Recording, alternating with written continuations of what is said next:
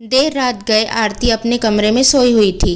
तभी सास के चीखने की आवाज़ से उसकी नींद टूटी। उसके ससुर जी गरजती हुई आवाज़ में बोले, एक थप्पड़ से मन नहीं भरा क्या, और कुटाई चाहिए क्या? यह आवाज़ सुनकर आरती स्तब्ध सी रह गई। उसने अपने पति अमित को झकझोरते हुए कहा, उठो ना, लग रहा है पापा जी माँ जी को मार रहे हैं। अमित आरती पर झुलझुलाते हुए बोला, माँ तो मार खाने के लायक ही है, तुम मुझे सोने दो यार। पापा देर रात गए अपने कमरे में क्या करते हैं, इससे हमें कोई मतलब नहीं होना चाहिए। यह उनका आपस का मामला है, उनकी भी अपनी प्राइवेसी है। आरती से रहा नहीं गया। वह उठकर ससुर जी के कमरे में पहुंची तो उसके होश उड़ गए थे, क्योंकि उसके ससुर जी ने सुषमा जी को दीवार से सटाकर जोर से उनका चेहरा अपनी हथेलियों में जकड़ रखा था। अगले ही पल उसके ससुर जी ने एक और जोर का तमाचा अपनी पत्नी को मारते हुए कहा, नालायक, अब तू जबान भी लड़ाने लगी है। कहाँ से सीख रही है तू यह सब? याद है ना, तू औरत है और तुझे जिंदगी भर मेरी गुलामी करनी पड़ेगी। इतने सालों में तो तुझे मेरे अत्याचार सहने की आदत पड़ जानी चाहिए। अब आरती से रहा नहीं गया। वह गुस्से से गरजती हुई आवाज़ में बोली, पापा जी, यह आप क्या कर रहे हैं? आप माँ जी पर हाथ कैसे उठा सकते हैं? सुभाष जी गुस्से में पीछे पटकते हुए बोले, बहू, तुम्हारा यहाँ कोई काम नहीं है, तुम चुपचाप अपने कमरे में चली जाओ, यही तुम्हारे लिए अच्छा होगा। आरती लपकते हुए कमरे में आई और अपने ससुर जी की पकड़ से सास को छुड़ाते हुए बोली कि आपको हो क्या गया है? क्या घर में ऐसे रहा जाता है? सुभाष जी गुस्से में बोले, यह मेरा घर है, इस घर में मैं जैसे चाहूँ रहूँ, तो मुझे समझाने वाली होती कौन हो? इतना कहकर वह गुस्से में पैर पटकते हुए अमित के कमरे के बाहर पहुंचे और जोर से चिल्लाते हुए बोले, अमित, तू क्या कर रहा है? देख, अपनी पत्नी को संभाल ले, वरना अच्छा नहीं होगा।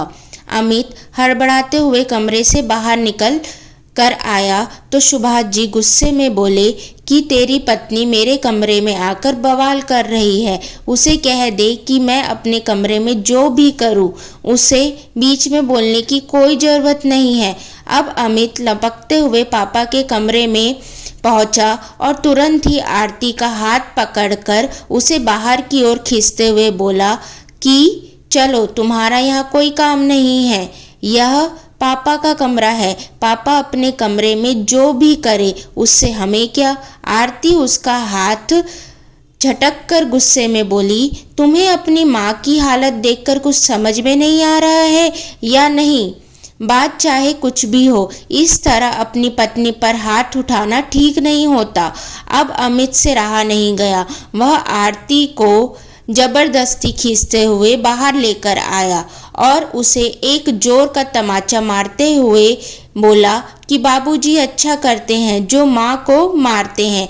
अगर औरतों को मार पीट कर काबू में ना रखो तो वह ऐसे ही बदतमीज हो जाती है। हमारी शादी को 6 महीने हो चुके हैं और तुम्हें अभी तक यह समझ में नहीं आया कि यह घर बाबूजी का है और वह अपनी मर्जी के मालिक है। आगे से बाबूजी कुछ भी करे, तुम्हें बाबूजी के मामले में कुछ भी बोलने की जरूरत नहीं है। उधर सुषमा जी कमरे के भीतर अलग ही रोए जा रही थी। बाहर से थप्पड़ की आवाज़ आने पर वह दौड़कर बाहर आई तो उन्होंने देखा कि आरती अपना गाल पकड़कर फर्श पर बैठी हुई है। उनका दिल धक से रह गया और वह सोचने लगी कि यह क्या हो गया, मेरा बेटा भी पिता की राह पर ही चल पड़ा। वह अपना दुख भूलकर अमित के सामने आकर खड़ी हुई और गुस्से में गरजते हुए बोली कि तुमने बहू पर हाथ उठाने की हिम्मत भी कैसे की? अमित गुस्से में बोला कि तुम औरतों को मार खाने की आदत होनी चाहिए, बिना मार के तुम लोगों को बात समझ में नहीं आती है क्या? सुषमा ने बताया। जी क्रोध से कांपने लगी और उन्होंने जोर से अमित को एक चाटा मारते हुए कहा, नालायक, क्या मैंने इसी दिन के लिए तेरी परवरिश की थी? अचानक से पड़े थप्पड़ से अमित भौचक्का सा रह गया। उसे उम्मीद नहीं थी कि उसकी माँ उस पर हाथ भी उठा सकती है।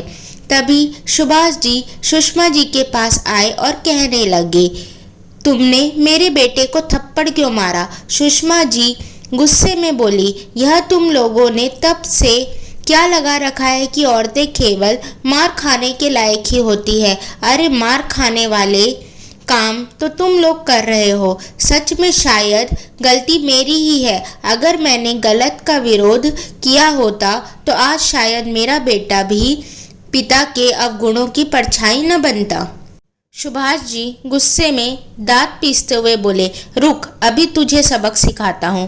तभी सुषमा जी ने भागकर कोने में रखा हुआ पोछे वाला डंडा उठा लिया और गुस्से से घुर्राते हुए बोली, खबरदार जो मेरी ओर कदम भी बढ़ाए। तो सुभाष जी बौखला गए और कहने लगे कि तेरी इतनी हिम्मत कि तू मुझे डंडा दिखाती है, आज तेरी अक्ल ठिकाने लगाता हूँ। तभी आरती उठकर खड़ी हुई और कहने लगी, खबरदार आप माँ जी को कुछ नहीं करेंगे। अमित भी आगे बढ़ने लगा तो सुषमा जी उसके आगे खड़ी हो गई और डंडा उसकी ओर दिखाते हुए बोली कि रुक, कोई भी बहू को या मुझे हाथ नहीं लगाएगा। आज दोनों सास बहू एक दूसरे के लिए अन्याय के खिलाफ खड़ी फुफकार रही थी। अमित माँ को ढकेलकर आरती को कमरे की ओर ले जा रहा था।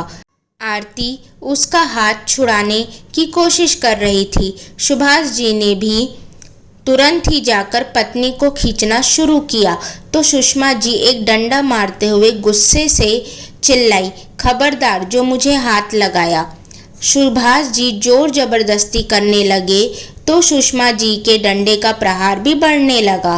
अब तो सुभाष जी डंडे के प्रहार से बचने की कोशिश करने लगे। अमित यह दृश्य देखकर आरती को छोड़कर माँ के पास आया और माँ के हाथों से डंडा छीनने की कोशिश करने लगा। इसी बीच आरती ने पुलिस को कॉल कर दिया। आरती की आवाज़ सुनकर सुभाष जी और अमित दोनों सन्न से रह गए। अमित तुरंत ही आरती के पास आया और कहने लगा, यह तुमने क्या किया? पुलिस को फोन करने के लिए किसने कहा था? आरती गुस्से में बोली, आज तो तुम लोगों की अकल ठिकाने लगानी बहुत ज़रूरी है, वरना तुम लोगों की हिम्मत दिन ब दिन बढ़ती जाएगी। मुझे नहीं चाहिए ऐसा पति जो अपनी माँ को मार खाते हुए देखकर भी चुप रहे और अपनी पत्नी पर भी हाथ उठाए।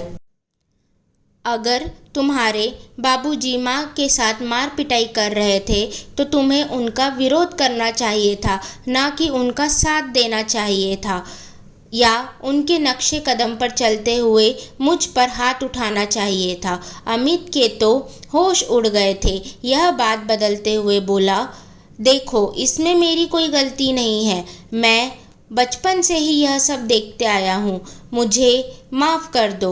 उधर सुभाष जी भी गुस्से में कहने लगे, बहू यह हमारे घर का मामला है, एक तो तुमने मेरी प्राइवेसी का ध्यान नहीं रखा और ऊपर से तुमने पुलिस को भी कॉल कर दिया। आरती गुस्से से बिफर उठी और कहने लगी, यह कोई प्राइवेसी नहीं है।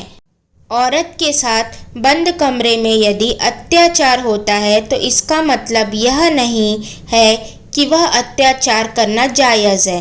सुभाष जी गुस्से में बोले, मैं तुम्हारे पिता को फ़ोन करके बताऊंगा कि तुम कितनी बदतमीज हो।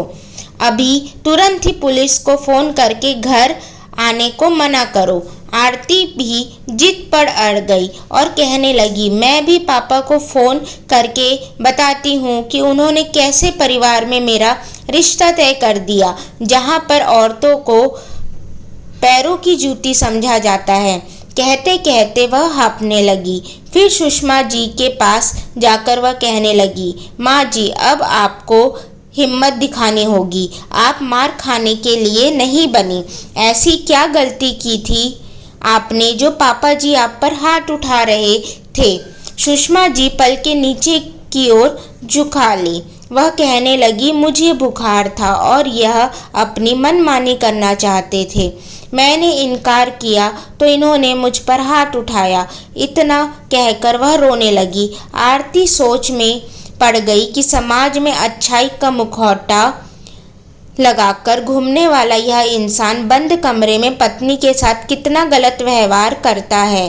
खैर, थोड़ी देर के बाद पुलिस की टीम घर पर आ गई थी। आरती ने महिला इंस्पेक्टर निधि को सारी बात बताई। साथ खड़े कांस्टेबल ने अमित और सुभाष जी दोनों को गिरफ्तार कर लिया। दोनों पिता पुत्र एक साथ ही जेल की सलाखों के पीछे जाने वाले थे, क्योंकि दोनों ही गलत रास्ते पर चल रहे थे।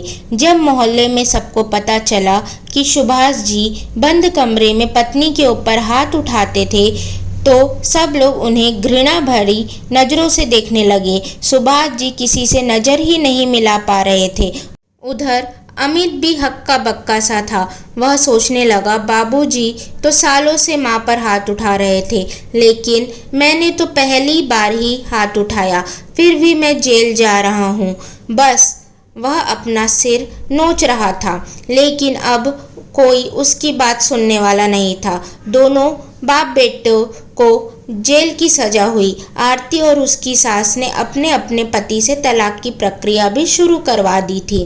तलाक के बाद आरती अपनी सास के साथ उसी घर में शान से सिर उठाकर जी रही थी, क्योंकि तलाक के बाद वह मकान कोर्ट ने सास बहू दोनों के हवाले कर दिया था। इसी बीच आरती ने नौकरी की तलाश शुरू की तो उसे देहरादून में एक स्कूल की नौकरी मिल गई। तब काफ़ी सोच विचार करने के बाद सुषमा जी ने अपना वह मकान बेच दिया और देहरादून में जाकर सास और बहू दोनों ने मिलकर एक नया मकान खरीद लिया। वह अब पुरानी कड़वी यादों से भी बहुत दूर आ चुकी थी और नए माहौल में नई जिंदगी की शुरुआत कर चुकी थी। दोनों ने हिम्मत जुटाई और अन्याय के खिलाफ आवाज़ उठाई, तो आज दोनों के जीवन में सकारात्मक परिवर्तन था। वरना बहुत सारी ऐसी औरतें हैं जो पति का अत्याचार सहकर भी ससुराल में रहने को मजबूर है। सो दोस्तों, अगर आपको यह कहानी पसंद आए सो प्लीज़ इस कहानी को लाइक करें, शेयर